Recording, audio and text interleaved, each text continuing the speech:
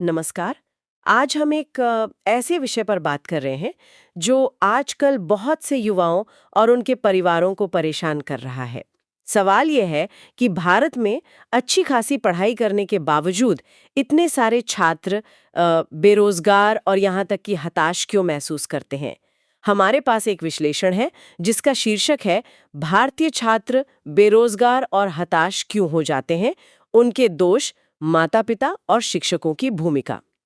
और देखिए, हमारा मकसद यहाँ किसी पर दोष मढ़ना नहीं है। बिल्कुल नहीं। हम बस उन वजहों को, उन कारणों को समझना चाहते हैं जो इस मुश्किल स्थिति के लिए जिम्मेदार हैं।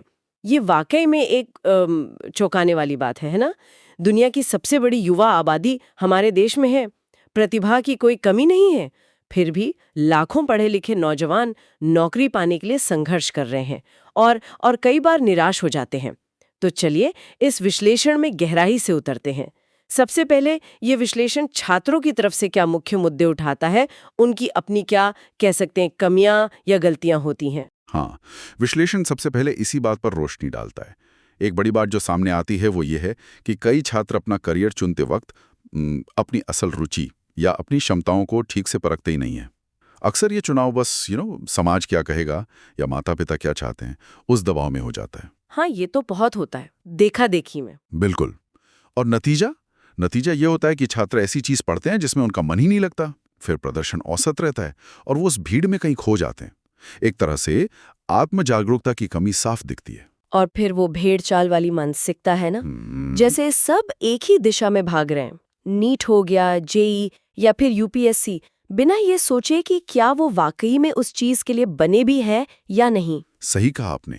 और इससे होता क्या है, कुछ खास फील्ड्स में तो इतनी ज्यादा गलाकाट प्रतिस्पर्धा हो जाती है ना, जबकि कई दूसरे जरूरी क्षेत्र हैं जहां कुशल लोगों की बहुत कमी है। हाँ, ये संतुलन बिगड़ जाता है। बिल्कुल। और विश्लेषण एक और बहुत महत्वपूर्ण बात कहता है, हमारी जो शिक्षा प्रणाली है वो ज्यादातर अंकों पर केंद्रित है, रटने पर। मार्क्स मार्क्स हाँ, मार्क्स। बस वही। छात्रों को सोचना कैसे है ये कम सिखाया जाता है, याद कैसे करना ये ज्यादा।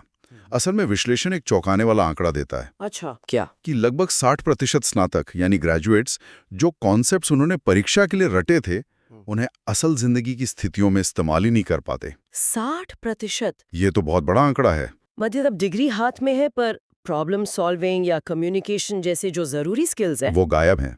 व्यवहारिक कौशल की कमी।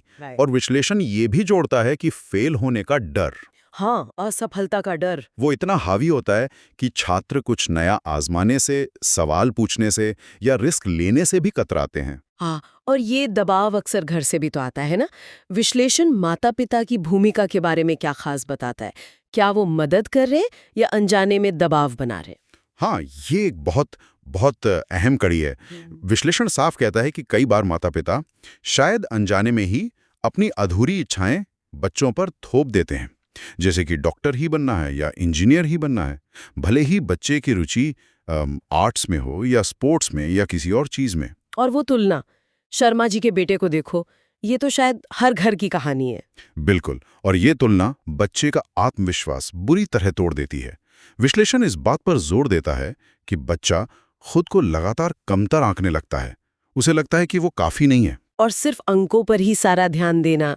अगर कोई बच्चा पेंटिंग कर रहा है या संगीत में रुचि रखता है तो उसे समय की बर्बादी समझ लेना। ये भी तो होता है, निश्चित रूप से।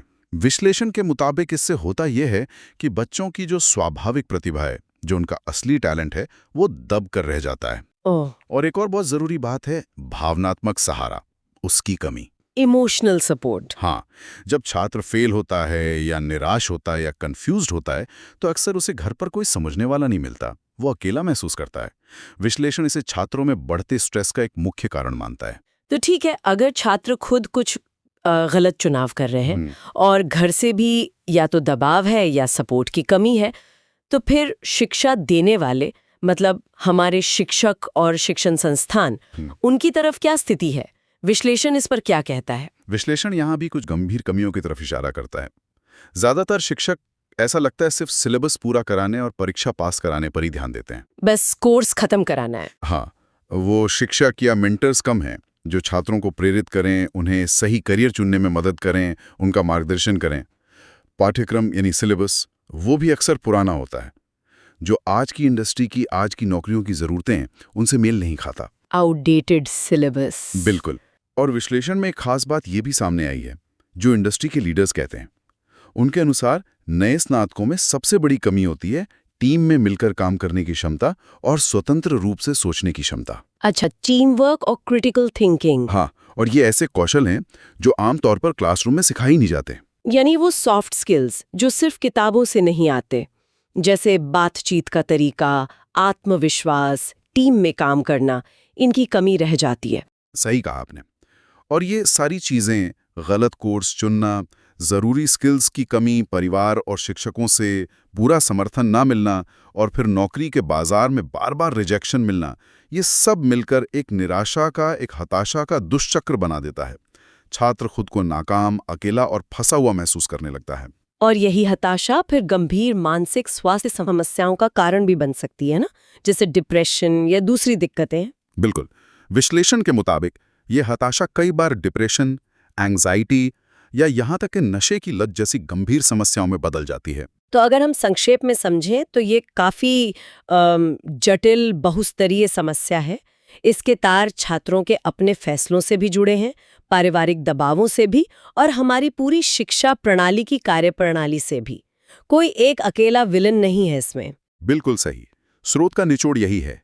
भारतीय युवाओं में काबिलियत की कोई कमी नहीं है, वे बहुत सक्षम हैं, लेकिन वो एक ऐसे सिस्टम में, एक ऐसी व्यवस्था में फंसे हुए हैं जहां सामाजिक उम्मीदें और सिर्फ अंकों की दौड़ बहुत ज्यादा हावी है।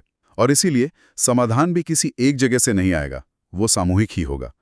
छात्रों को ज्यादा जागरूक बनना होगा, अपने स्किल्स पर ध्यान देना होगा। खुद को जानना होगा। हाँ, आत्मजागरूकता। माता पिता को दबाव डालने वाले की बजाय सहयोगी, सपोर्टिव और मार्गदर्शक बनना होगा। और शिक्षकों को सिर्फ सिलेबस पढ़ाने वाले नहीं, बल्कि प्रेरणा देने वाले, गाइड करने वाले और आज की दुनिया के लिए तैयार करने वाले मेंटर्स की भूमिका निभानी होगी। ये विश्लेषण बिल्कुल साफ तौर पर यही कहता है कि बदलाव तभी मुमकिन है जब ये तीनों छात्र, माता-पिता और शिक्षक अपनी अपनी भूमिका को समझें और मिलकर कदम उठाएं। इस पूरी बातचीत के बाद एक सवाल मेरे मन में आ रहा है, जो शायद हमारे सुनने वालों के मन में भी आए। इस सोच को बदलने की शुरुआत कैसे हो? परिवारों में या स्कूलों में आज कौन सा एक छोटा प्रैक्टिकल कदम उठाया जा सकता है? इस पर सोचना जरूरी है।